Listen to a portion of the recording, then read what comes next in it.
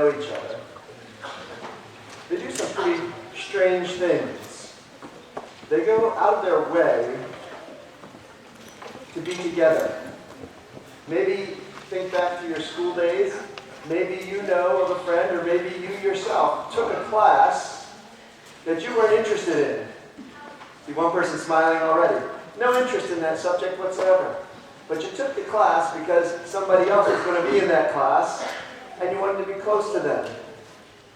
Or maybe, ladies, there's a sporting event that you have no interest of, no knowledge of, and you could care less about. But maybe you went to one of these sporting events, not for the thrill of the game, but hoping to catch the eye of one of the players, or maybe another fellow fan. I was watching TV the other day, and there was a guy who was complaining because he had to purchase opera tickets. Now, he was complaining because he didn't want to go see this opera.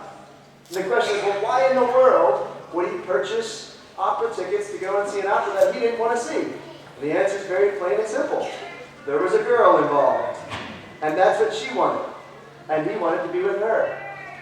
People will do all sorts of things to get close to people that they either are in love with, or they're attracted to, that they want to draw close to, that they want to get to know, that they're infatuated with. People want to be close, together. And that's the key word, together. I had friends who lived very far apart. She was in one state, he was in another. And they couldn't be together. And this was back when phone companies charged for long distance. Some of you may remember that. And they racked up huge phone bills because every day they would call each other, sometimes multiple times in a day. Sometimes they would talk for an hour or an hours, but at the end of the year, they had racked up huge phone bills. Why in the world would they do that? They wanted to be together. They couldn't be together, so they did everything they could to be as close as possible. Together, united, close. That's what Christmas is all about. And that's what communion is all about as well. Think about Christmas. Christ came to be with us. But we have to ask the reason why. Why are we not together? If we go back in history in the Bible, and we read at the very beginning, God was together with humanity. They were together in the Garden of Eden. And then came that fateful day when Adam and Eve decided that they wanted to divorce God. They wanted a separation. And so they took the fruit that God had forbidden them to eat, and they ate it. And there was a separation. In fact, the rest of the Bible is a story about that reconciliation, about that coming together again, that reunion. And it's just picture after picture, after image after image, after story after story, after prediction about how God is going to bring and effect that reunion. With Adam and Eve, we saw there was a separation. And then came Noah. You remember the story of Noah? There was this big flood, and God washed the world of its evil. He washed the world of evil people. He cleansed the world, and he left one righteous family. And he did that not because he thought, oh, this is the solution, but he had to show us so that we would understand the nature of our situation, the dire situation, the hopelessness in which humanity found itself. He washed all the evil off the world. And so what happened? The world became good, right? All evil was gone now. And so now everything was hunky-dory. There was peace in all the earth. Prosperity everywhere. Poverty was eradicated. Wars came to an end, right? Is that what happened? No. Evil grew again. And his point was, no matter how much you try to be good, you can't be good enough. You can't be holy enough to reunite. You can wash away all the evil in your life. You can get rid of it all. You can try your darndest to eradicate every bad thought, every evil inclination in your life. And that's good. You should try to do that. But it's not enough. And God wanted to make that point. And then along comes Abraham. And God says, here's a family for me. And he chooses and he says, Abraham, you are now going to be my child and I will be your God. And now, with Abraham's descendants, he had achieved that which he had desired, right? Perfect harmony with humanity. Think about Abraham's descendants. Perfect harmony with God. Is that true? Ishmael, Isaac, Esau, Jacob, brothers fighting against brothers, brothers trying to kill brothers, their descendants becoming nations that warred against one another, famine and plague. And God's point was, you can't be born into a relationship with me. Your family doesn't determine your salvation.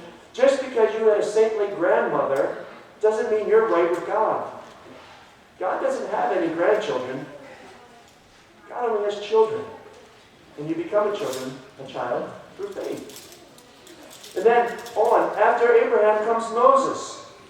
And Moses establishes an entire nation of people. An entire nation of God's people.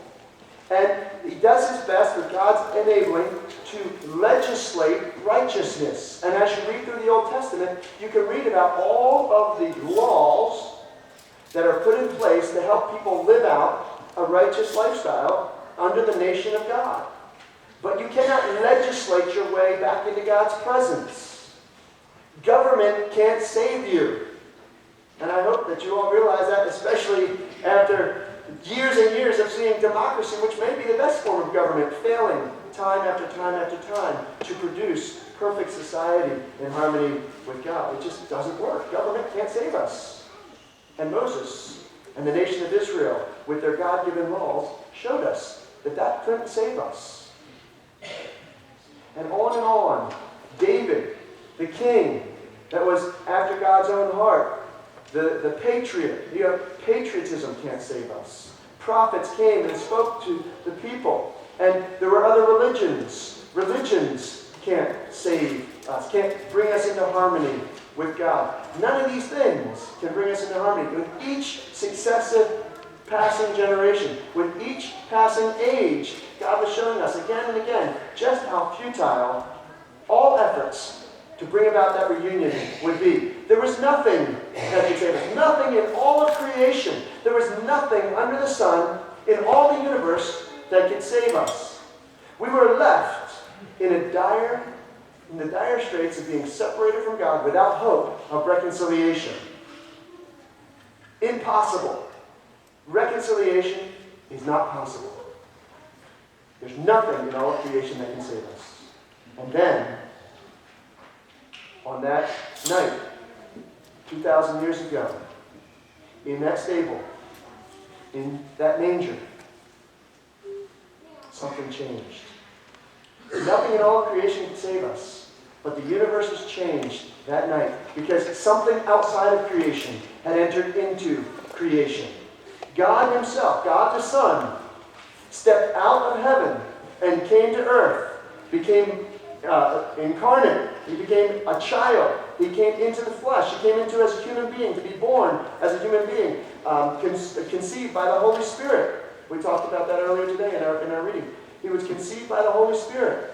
God himself stepped out of heaven and entered earth because nothing in all of creation could save us. And it was impossible. And so God, to do the impossible, came to earth for us on Christmas. And that's why we celebrate Christmas. Because Jesus came in the flesh. And that's what our passage is about today in John chapter 1.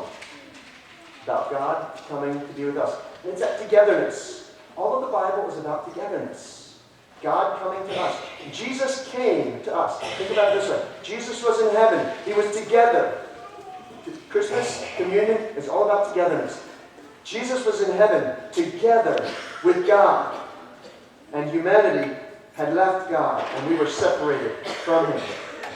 Jesus chose to leave God and be separated from him to come and be together with us so that he could take us to be together with him in heaven. Do you see that? He's coming to earth to take us to be with him. He left God to be together with us so that we could go with him to be together with God. Does that make sense? Let's listen again to John chapter 1. And I want to point out some of the togetherness that is wrapped up and inherent in this passage. John chapter 1 says this. In the beginning was the Word. Now, the Word is just a code word for Jesus. It's a symbolic word that means Jesus. So, in the beginning was the Word. That's Jesus. And the Word was with God. What does that mean? They were together. The Word was with God, and the Word was God. That's divine. Jesus was God the Son. He was in the beginning with God, together. All things were made through him, and without him was not anything made that was made. In him was life, and the life was the light of men. The light shines in the darkness, and the darkness has not overcome it. The true light, which enlightens everyone, was coming into the world. The light came into the world. The light shined into the darkness, came together. And it was coming into the world. He was in the world together. And the world was made through him, yet the world did not know him. He came to his own together. And, let's see, where did I get lost in the place? He came to his own, and his own people did not receive him. But to all who did receive him together, who believed in his name, he gave the right to become children of God. That's family. That's being united together. Who were born not of blood, not of the will of the flesh, nor of the will of God. Jesus came, he left God to come to us, to be together with us, so that we could leave this earth and be together with him in heaven. He came, the perfect, holy, righteous God, came to the fallen, unrighteous, sinful people, so that he could bring his holy, perfect righteousness with him to cleanse us of our sin, eradicate our sin, so that we could be fit to come and be with him, with God in heaven. There's a word here in this text where it says, he dwelt with us. Some text translations say he dwelt with us, he lived among us, that sort of translation. I think the King James says he tabernacled among us. And tabernacle is probably the closest to the original, and it means to tent. The tabernacle was a big, fancy tent. Basically, he said he tented with us. What does it mean to go tenting? We use a different word today. What word do we use? Camping. He came and he camped with us. Well, the image of camping is very significant because it's temporary. Jesus didn't come to stay with us forever and ever and ever on earth. He came temporarily so that we could come and stay with him forever and ever and ever in heaven. He tabernacled with us temporarily so that we could temple with him forever. And we could worship and rejoice with him forever. This is a beautiful image that is tied with Christmas. Isaiah predicted the coming of Messiah for Christmas, and it's this passage that Matthew quotes. His name shall be called Emmanuel. You hear that on Christmas. And what does Emmanuel mean? God with us, together, united, reunited. And then Jesus came to be together. Emmanuel, God with us. He was born. He cried. He crawled. He toddled. He walked. He ran. He grew. He worked. And ultimately, he died and was resurrected. He lived as a man among us temporarily that we could live with him eternally. Together. Communion also pictures that togetherness. Because in communion we have a picture of the cross. Jesus' blood and his body being sacrificed for us. And it's that blood and that body that washes us clean and opens that door to be in heaven with him. Without the communion, the image that communion stands for, the cross and forgiveness, there is no hope.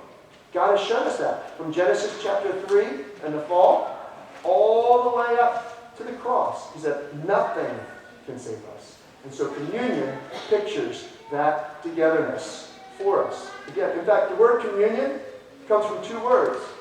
The com and the union. Com means with, and it means like committee, people coming together with one another, or common, we have something in common, we share it together. And union means two things brought together. A unit. Read from it, we get the words unit and unity and United States. United States is country. The word states means country. United countries becoming one country. We are one. So communion is the word united together, brought together, brought into one. It's together oneness. And so communion is a picture of what Christ has done for us on the cross. Namely, he's come to be together with us so that we can go and be together with him. Togetherness. Christmas and communion. It's all about being together with God. So as today we celebrate communion on the heels of Christmas, and as you partake of this, I want you to think about, reflect on, and rejoice in the unity that God has established, the togetherness that God has wrought about in such an impossible way as becoming flesh and accomplishing that which was impossible. He did it all. Remember we said, people that like each other, people that want to be close together, do all sorts of amazing things to get together. They'll spend hours on the phone racking up long-distance charges. They'll go to games and sporting events that they don't care about. They'll sign up for classes that they have no interest in. They'll do all these things to get together. Well, God wanted us to be together with him. So what did he do? He left paradise and came to hell, literally on earth. Comparing earth to heaven, heaven is just that much better. And he lived painful life here on earth. Why? He did it all so that we could be together with him. So as you take communion today, rejoice in the sacrifice of Christ that he gave, and rejoice in the togetherness, the togetherness. Yeah, the togetherness, I don't know if that's actually a word, that he has brought about. The union, the reunion, the unity that he has given us through the communion. Let's pray. Father, we thank you that you do love us just